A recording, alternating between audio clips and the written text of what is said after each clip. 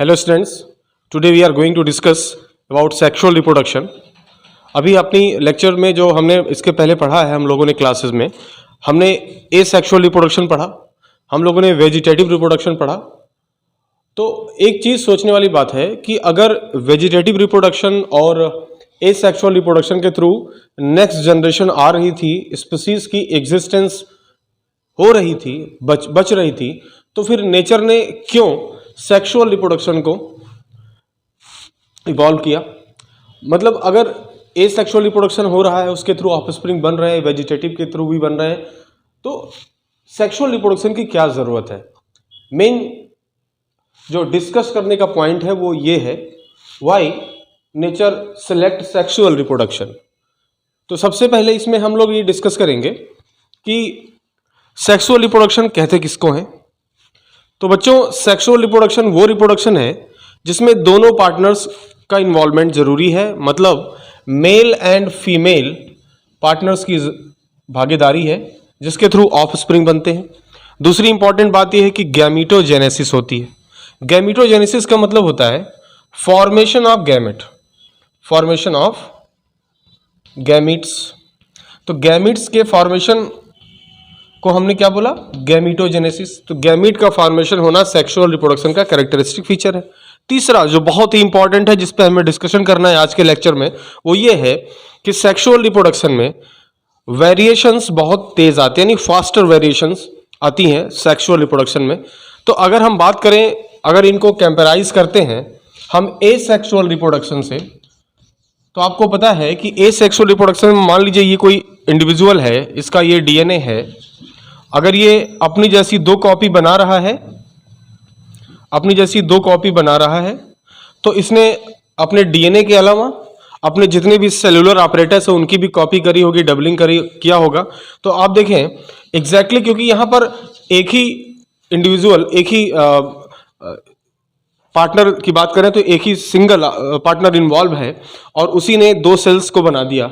तो आप देखेंगे जब डीएनए की कॉपी हो रही होती है, क्योंकि डीएनए कॉपिंग मैकेनिज्म तो आपने इसके पहले वाले लेक्चर में पढ़ा हुआ है कि डीएनए कॉपी के थ्रू ही कैरेक्टर्स एक जनरेशन से दूसरी जनरेशन में ट्रांसफर होते हैं in the form of gene. तो अब यहाँ पर देखें, अगर एसेक्सुअल रिप्रोडक्शन हो रहा है, ये दोनों आइडेंटिकल होंगे आपस में भी सेम, और ये अपने पेरेंट्स से भी आइडेंटिकल होंगे। यहाँ पर जो डीएनए में चेंज आएगा, जो एरर आएगा वो बहुत ही मिनिमम एरर होगा और साथ साथ ही बहुत ही स्लो होगा। इट मीन्स टू से व्हाट, सेक्सुअल की तुलना में एसेक्सुअल रिप्रोडक्शन में जो एरर आता है, और एरर को आप क्या कहते हो बच्चों, वेरिएशंस बोलते हो। क्या बोलते हो, वेरिएशंस। वेरिएशंस कैसे होते हैं, वेरी वेरी स्लो, बहुत ही स्लो होते हैं। तो न्यू कैरेक्टर्स आने की जो पॉसिबिलिटी है, मीन्स रिकॉम्बिनेशन यानी न्यू कैरेक्टर्स आने की जो पॉसिबिलिटी है, वो एसेक्सुअल रिप्रोडक्शन में सेक्सुअल रिप्रोडक्शन की तुलना में बहुत ही स्लो है, राइट। अच्छा, as we know that our environment is dynamic, हमेशा चेंज हो रहा है और बदलता रहेगा। तो किसी भी इंडिविजुअल को अगर सरवाइव करना है तो उसमें ऐसे कैरेक्टरिस्टिक फीचर होने चाहिए जो उसके सराउंडिंग इन्वायरमेंट में रहने के लिए सूट करे। और वो कैसे आ सकते हैं, ड्यू टू वेरिएशन। और आपने यहाँ क्या देखा कि सेक्सुअल रिप्रोडक्शन में वेरिएशन बहुत फास्ट अपीयर होती हैं, जबकि एसेक्सुअल रिप्रोडक्शन में वेरिएशंस का आना बहुत स्लो प्रोसीजर होता है।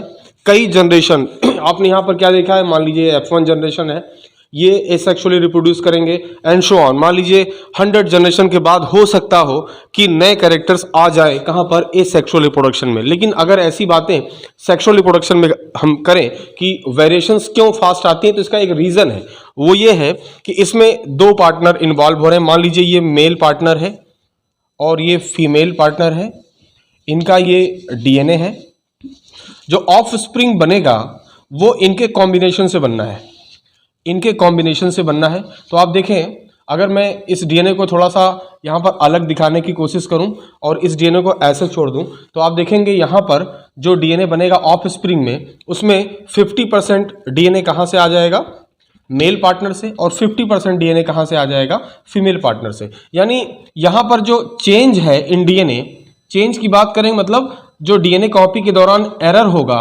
वो बहुत तेजी से आएगा, बहुत फास्टर वे में आएगा। तो पहली ही जनरेशन में आप देखोगे कि इन दोनों कपल के जो इंडिविजुअल ऑफस्प्रिंग बन रहे हैं, अगर मान लो एक है या एक और बन रहा है, यहाँ पर दो हो रहे हैं, फर्स्ट एंड सेकेंड दोनों आपस में जेनेटिकली एंड मार्फोलॉजिकली आइडेंटिकल नहीं होंगे। वो क्यों ऐसा होगा? वो इसलिए होगा क्योंकि दो डीएनए आपस में कंबाइन कर रहे हैं और जिससे एक नया डीएनए बन रहा है ऑफस्प्रिंग में, और जिसके नाते वेरिएशंस आएंगे, और वो वेरिएशन जो कि पॉजिटिव भी हो सकते हैं और नेगेटिव भी हो सकते हैं। अगर जो पॉजिटिव वेरिएशन वाला इंडिविजुअल है वो नेचर के थ्रू सेलेक्ट किया जाएगा और उसी की आगे जनरेशन एग्जिस्ट करेगी, और जो नेगेटिव वेरिएशन वाला इंडिविजुअल होगा वो नेचर उसे सेलेक्ट नहीं करेगा।